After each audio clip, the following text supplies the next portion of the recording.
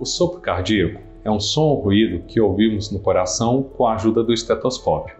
Significa uma alteração que pode gerar uma turbulência ou irregularidade do fluxo de sangue dentro do coração ou nos vasos sanguíneos. Pode ocorrer devido à estenose, que é o fechamento das válvulas do coração, ou devido à regurgitação, que é quando as válvulas do coração permanecem abertas quando deveriam estar fechadas. Encontramos também nas cardiopatias congênitas, como na comunicação entre os átrios e na comunicação entre os ventrículos. O diagnóstico e acompanhamento dos sopros são realizados com ausculta cardíaca e com ecocardiograma. Em casos duvidosos, realiza o cateterismo cardíaco para diagnosticar as causas dos sopros.